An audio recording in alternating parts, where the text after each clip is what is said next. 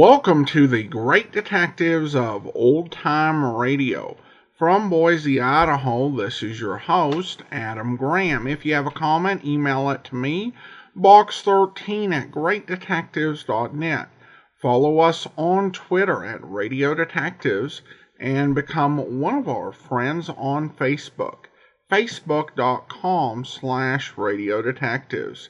Today's program is brought to you in part by the financial support of our listeners. You can support the show on a one-time basis at support.greatdetectives.net.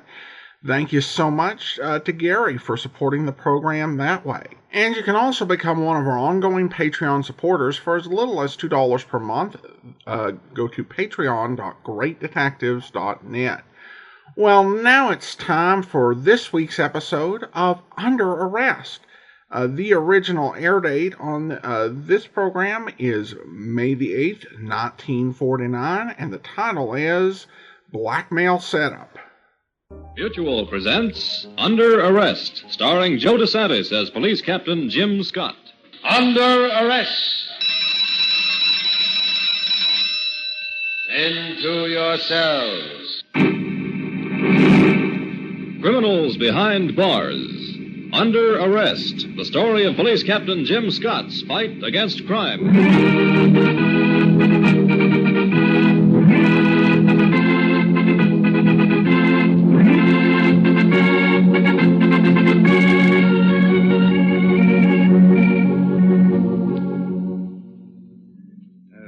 Sit down, Mrs. Mollison. Mollison, yes. How can I help you, Mrs. Mollison? I understand you're in charge of leasing out space here at the New City Airport. Well, not airfield or hangar space, Mrs. Mollison, just commercial space in the various buildings. What did you have in mind? A luggage shop, Mr. Hale. Smart and expensive. Yes. Your address, Mrs. Mollison? 21 Courtney Road. Previously, I was thinking of a smart dress shop. Dresses, suits, coats, accessories. I had a shop of that kind in Seattle, and... Yes.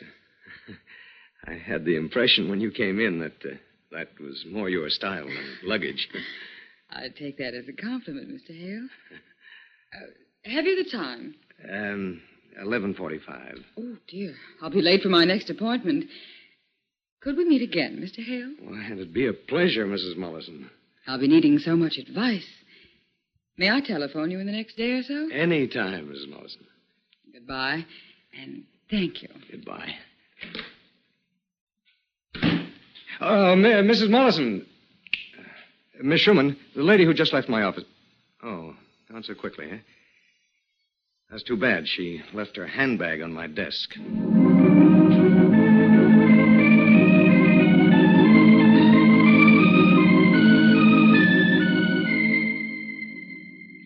Captain Jim Scott speaking. That day I was at my desk at headquarters. I never knew Dave Hale, general manager of the city airport. Never been any reason why I should have known him. But that day he phoned and came to see me.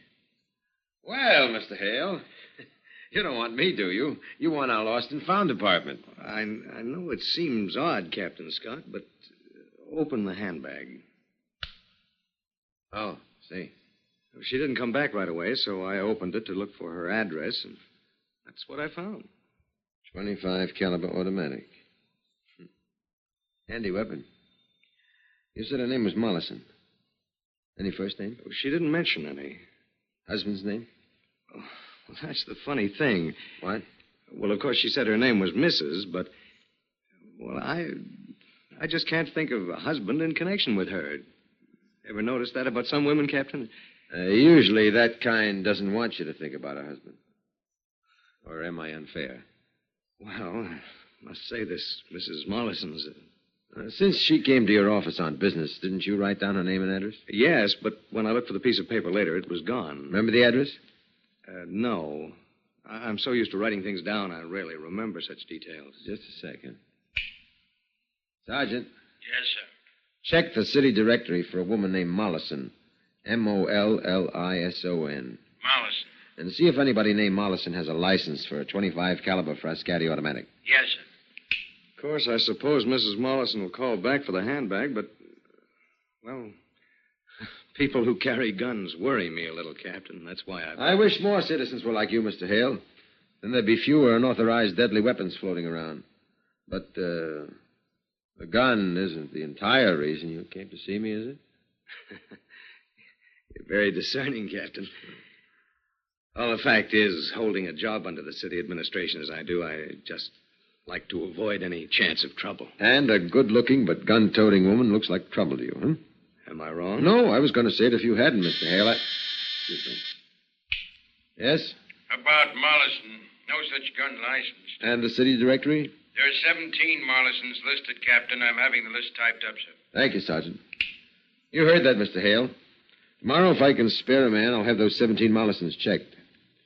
And when you hear from the lady, let me know. If it seems advisable, play along with us. I think you're right to be suspicious.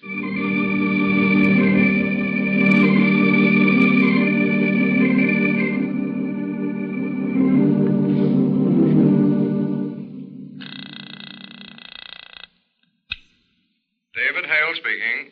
This is Mrs. Mollison, Mr. Hale. Oh, hello, Mrs. Mollison. I'm sorry to bother you, but I think I left my handbag in your office this morning, didn't I? Why, yes. Was there much money in it? Money? Well, I thought perhaps you'd have opened it, looking for my name or address or a phone number. Well, the fact is, Mrs. Mollison, I did.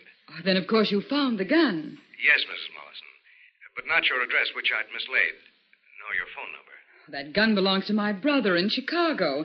He insisted on lending it to me because I'm so often alone here at night. Oh, I see. My husband's a structural engineer. He's away so much. I could be arrested for not licensing it, I suppose. Now, this is awkward. I can't get to your office again for several... Mr. Hale, I wonder if you'd think me very forward. Forward, Mrs. Mollison? Well, we could kill two birds with one stone. I could recover my handbag and use the theater tickets at the same time. Theater tickets? Well, my husband was suddenly called to Morgantown, and we bought 2 good seats tomorrow night for the play at the Lyceum, Green Forest. I hate to miss it, and if you'd care to join me... Well, I'd be delighted, Mrs. Mollison.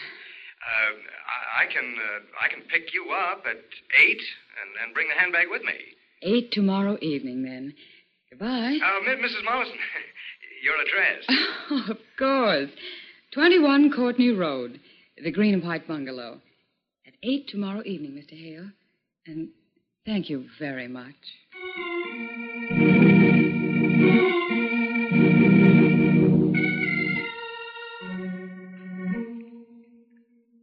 Oh, hello, Mr. Hale. I heard from Mrs. Mollison, Captain Scott. She explained the gun quite satisfactorily. It's her brother's. She's going to license it. Good. As to the rest, I'm going to the theater with her tomorrow evening. Good. Captain, I promised to return her handbag. When I do, the gun ought to be in it, don't you think? Well, yeah. All right. I'll remove the firing pin, just in case, and I'll send it out to your office right away, Mr. Hale. Good luck with Mrs. Mollison. Hope you don't need it.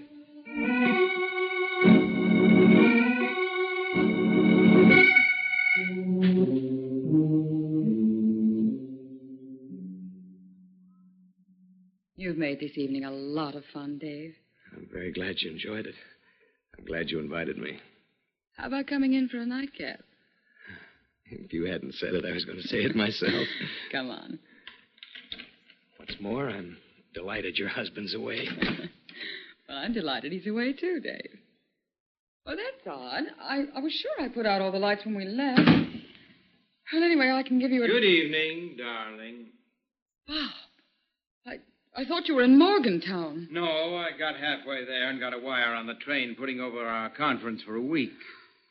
This gentleman is, This is Mr. Hale, my husband.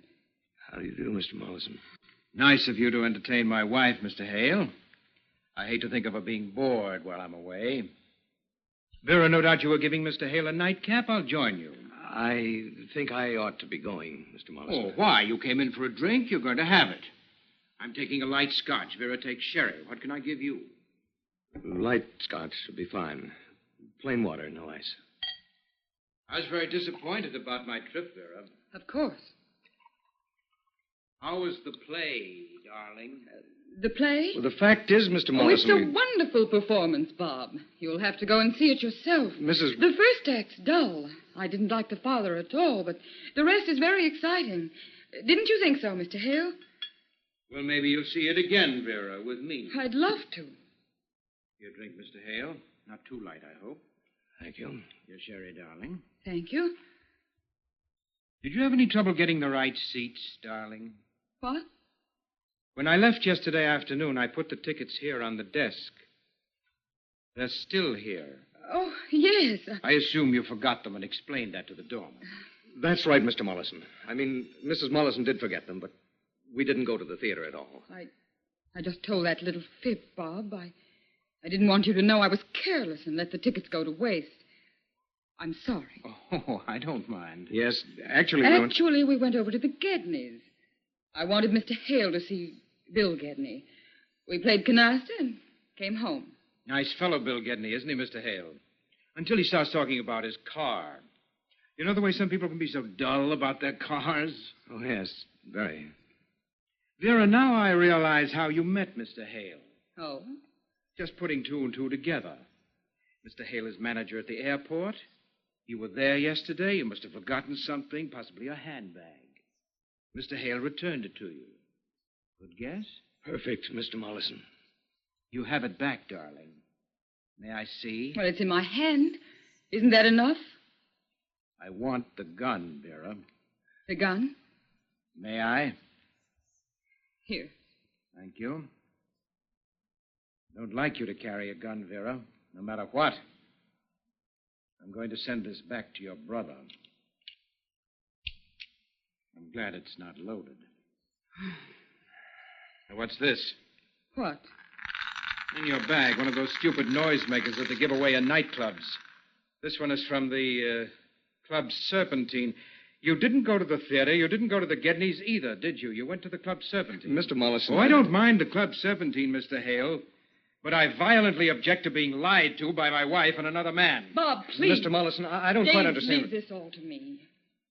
I think you'd better go. That's the point my wife and I both agree on at this moment, Mr. Hale. You're going. Yes. Good night. Oh, this is all my fault, Mr. Hale. I'm truly sorry. Good night, Mrs. Mollison.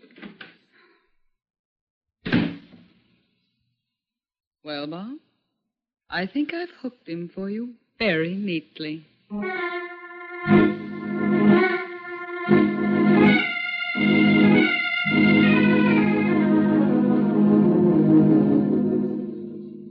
Who'd you say, Miss Schumann? Oh. You better say I'm busy and can't. No. Send him in, Miss Schumann. Come in, Captain Scott. Hello, Mr. Hale. I haven't heard anything further from you about Mrs. Mollison. No, sit down. Thanks. What happened? Well, fact is, I felt rather silly. That's why I didn't call you. Silly? I told you she invited me to the theater. Actually, we didn't go. She forgot the tickets. We went to the Serpentine instead, and later to her home for a nightcap. Unexpectedly, her husband was there. For some reason, Mrs. Mollison lied to him about where we'd been. I was very embarrassed. Mollison ordered me out. Hear from her since? No. You said she lied for some reason. Yes. Occur to you what the reason might be? She may figure what Mollison didn't know wouldn't hurt him. I figure she lied just to put you on a spot. Involve you in a relationship with her. She doesn't seem that kind of woman. She's very intelligent. She's lovely. Why else would she have lied? Captain, maybe your profession leads you to read all sorts of sinister meanings into trivial incidents. For a reason, Mr. Hale. Many a trivial incident has a sinister meaning. Blackmail is one of the sleaziest crimes there is. Blackmail? Blackmail. It's one of my duties to nab it. I suspect some kind of blackmail scheme is in the wind. And now, Mr. Hale, I'm not going to ask you to keep me informed. I'm warning you. That's rather high-handed, isn't it, Captain Scott? For your own good. Cut that dame cold, or if you do see her, let me know what happens. You invited me into this situation. When I'm convinced it's nothing, as you want to believe, I'll be the first to invite myself out. Goodbye, Mr. Hale.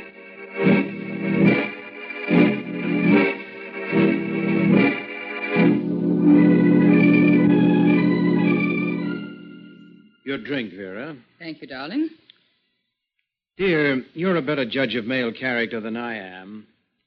What's your opinion of David Hale's state of mind after the last 6 days? Well, You needn't be modest with me. I only want to be accurate. I'd say he's in a state of high curiosity. Mm-hmm. He's a nice man, so he can't figure out just what I was doing lying that night. I seem to be a nice woman, so why would I lie?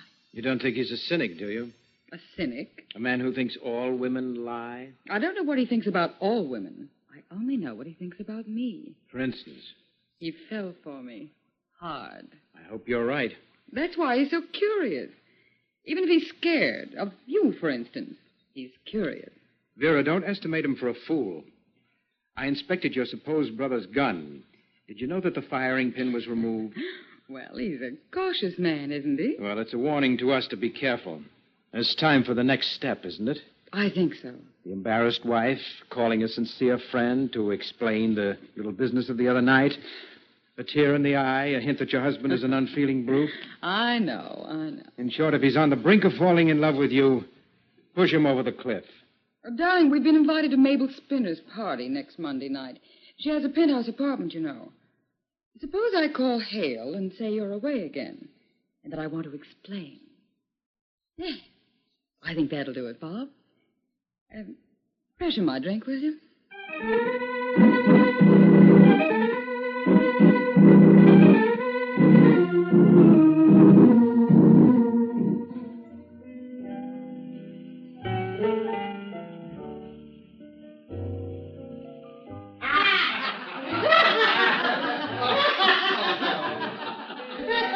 Dave. Yes, Vera? Let's go out on the terrace. Yeah, of course.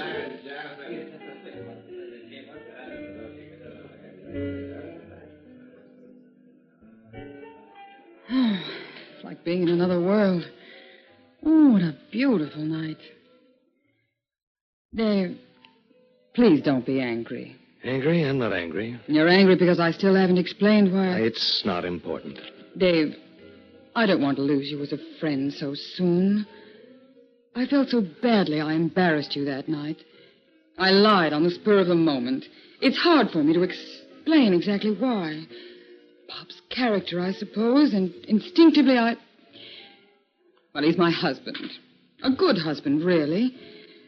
I shouldn't criticize him, but Oh, Vera. I told him the next day it was awful for him to have acted the way he did.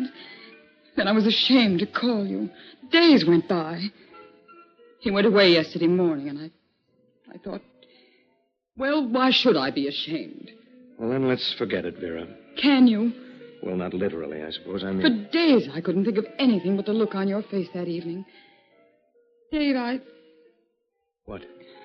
Oh, never mind. What were you going to say? I shouldn't say a thing like that. Like what? Tell me. It presumes too much about your feelings for me. After all, we're not old friends. I'm simply a woman who wants to go in business again for herself. Some escape from... Oh, we'd better go back inside, Dave. Vera, you can't presume too much about my feelings. Don't say anything. This is the 3rd time I've seen you. It seems like the 100th.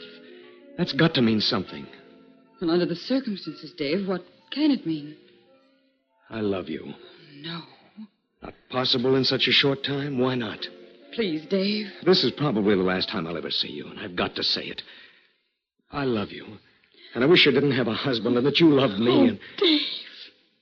Oh, Vera, darling. My darling.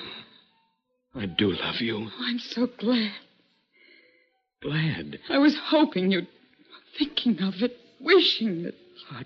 I don't believe you. What? How can I? You love me? I believe you, Dave. Why shouldn't you believe me?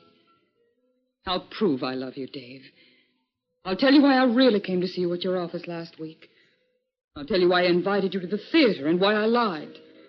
It was to involve you personally with me. I'll tell you why I lied when my husband was there. For the same reason. To involve you deeper. To make you feel guilty. I knew my husband was going to be there. He and I planned it all beforehand. Including my bringing you here tonight. Bob Mollison poses as a consulting engineer. He has an office, all right, but he's no engineer. I never ran a shop in my life. The rest of our scheme is to get you involved with me further. Then blackmail you. Vera, this Bob's is all... figured out a scheme for making all tenants of the airport pay kickbacks to you for getting good space. He'd even pay you half the money. It can run into hundreds of thousands over a period of years. Blackmail? Bob's sure you can be blackmailed. He figures you'd come into the racket with us to prevent its becoming public that you and I would... I'm not married. There'd be no great scandal. You're appointed by the city. How long could you keep that job if Bob linked your name with that of a female jailbird? You? 4 years in the state penitentiary.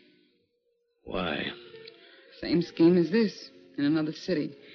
We made some mistakes, and the victim wouldn't blackmail. Now, do you believe what I said? All that? Yes, I suppose I do. I mean, do you believe that I love you? Is this the same mistake you made before? Falling in love with a victim? No. Well, you made another. What? This time you'll let the victim really fall in love with you. Well, we'll both have to get over it. Yes. Together. Together? We'll go to Chicago, New York, any place. And from there notify Mollison you want a divorce. We'll get married. But your job. I'll get another. Will you do it? On one condition. What? I want to protect you. I'm going to tell Bob the whole thing, the truth, and ask him to settle everything quietly. Oh, darling, I'm so happy. I'm scared to death.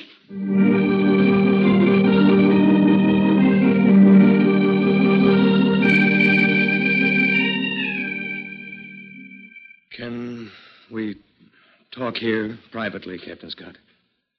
Sergeant. Yes, sir. No interruptions, no phones, no nothing till I tell you. Yes, sir. Last night, Captain, I saw Vera Mollison again. She and I really have fallen in love. We're leaving the city. She's going to divorce Mollison. We're going to get married.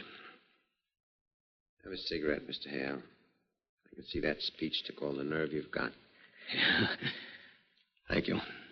Light?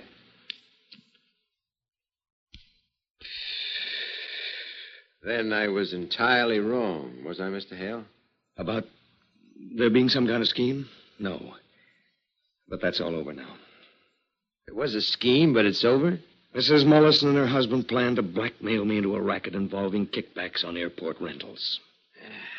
Hale, after I got her name last week, I inquired about her in the federal identification files in Washington. Vera Hammer, evidently the same girl, spent 4 years in a New York state pen for attempted blackmail. She told me. Well, Mollison's her husband, all right. Real name's Miller. Stoney Miller. Used to work the big con in Kansas City. Served 3 prison terms. I don't care anything about him. But, Captain, I've come to you and told you all this because of our previous conversations. Now I want you to forget the whole matter. You let this bust in the papers and you're out of work, Hale. She's asking Mollison to let us handle the whole thing quietly. You think you will? Even crooks aren't all bad, Captain Scott. Why wouldn't he? You stand to lose a lot more than your airport job. You've got a future in the city administration, haven't you? Well... Don't you realize you're giving Mollison a stronger weapon against you than he had before? What? How? To frame a man with a variation of the old Badger game is usually pretty good, even though the emotions involved aren't very important. But now you're very deeply involved with this woman, and she with you. Mollison will see that. He knows you'll pay higher. I'll leave the city and stay away. If you balk him of this particular racket, he'll want to be paid high for letting his wife go. And if you can't do that, he'll refuse a divorce. I don't care. Listen to what you're saying, Hale. It can ruin your life to be tied up with a woman married to a crook, and she an ex-con herself. We don't care anything about anything except that we love each other. You're going to hate me the rest of your life, but how do you know that even what she told you last night isn't part of a scheme? What? Which of you two suggested handling it quietly? No, Vera did. There it is, the real hook. They figure you'll pay higher if you're really in love than even if it was just a frame. That's a rotten thing to say about her. I swear she's sincere. Hale, have you got the nerve to come with me to visit them now without warning and find out?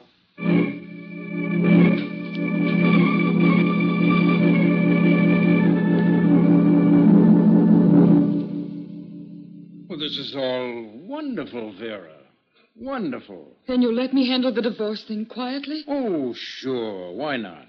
Oh, Bob, I'm sorry I disappointed you.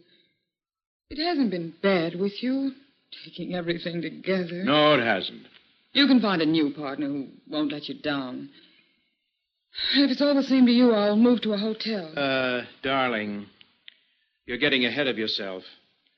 I said I'd let you handle the divorce thing quietly, provided Hale cuts me in on the airport rental racket as soon as I set it up for him. You're crazy. He won't do it. To marry you, why won't he? Because we're not going to start off wrong. All right, then I'll smear it all over the papers. But you promised. For a price. Bob, please. The racket idea's out.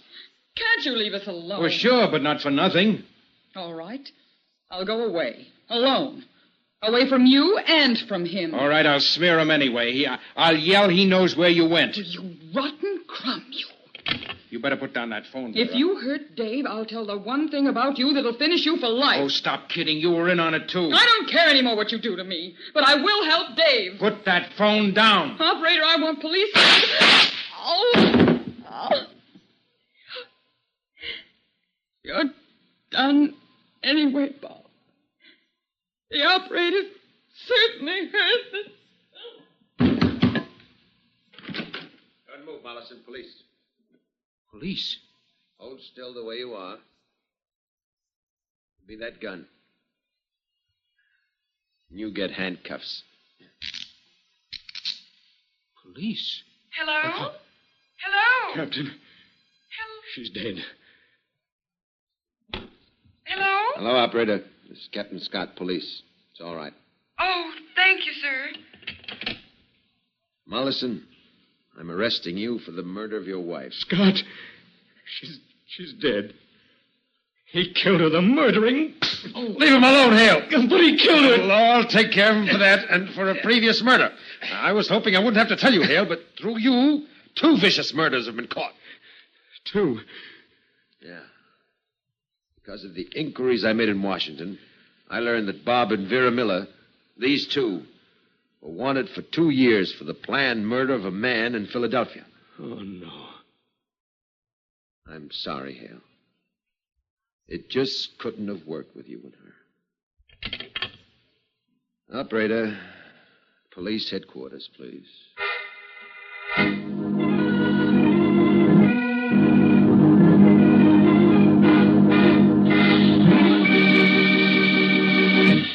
Under arrest. Into your cells.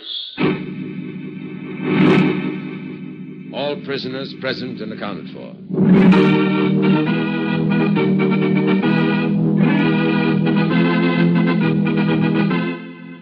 You have heard Under Arrest, presented by Mutual and starring Joe DeSantis as Police Captain Jim Scott.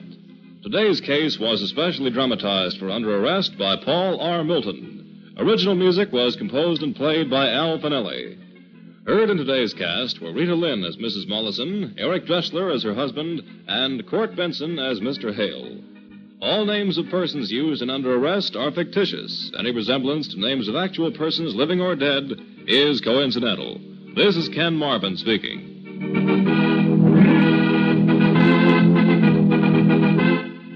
Employers, give physically handicapped workers an equal opportunity. Disabled veterans and other physically handicapped persons acquire through proper training skills that make them as fit for their jobs as other workers.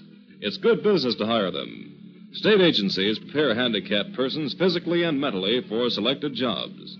There's a great reservoir of skills and abilities readily available by calling your state employment office, the Veterans Administration, or your state vocational rehabilitation agency.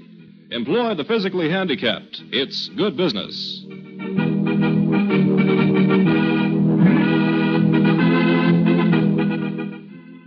This program came from New York. There's many a chilling and thrilling chapter in the news every weeknight.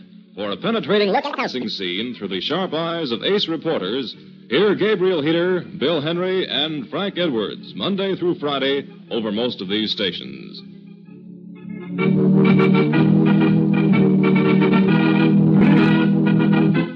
This is the Mutual Broadcasting System.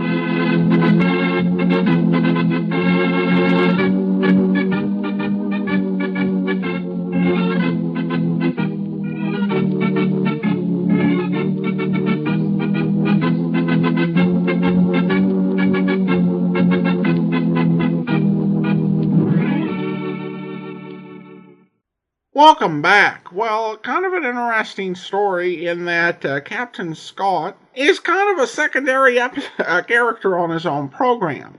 Still, I think this is interesting how it plays out because throughout you're kind of trying to guess what's going on and what's her angle. And it does get kind of complicated because she does start out just trying to work this blackmail scheme and then actually falls in love. And there's a degree to which the man and Captain Scott are both right. In that the man's right about her feelings being genuine, but Captain Scott's right that it's just not going to work out. Well, I do want to go ahead and thank our Patreon supporter of the day. Thank you to Rhiannon, Patreon supporter since July 2018, currently supporting us at the Master Detective level of $15 or more per month.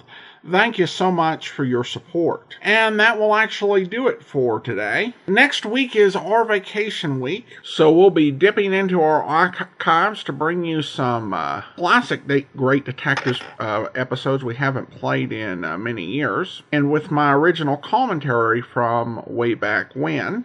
And then we will be back January 4th with Crime Photographer, and then the Saturday after that we'll return with Under Arrest. In the meantime, send your comments to box13@greatdetectives.net. Follow us on Twitter at Radio Detectives, and become one of our friends on Facebook, facebook.com/Radio Detectives.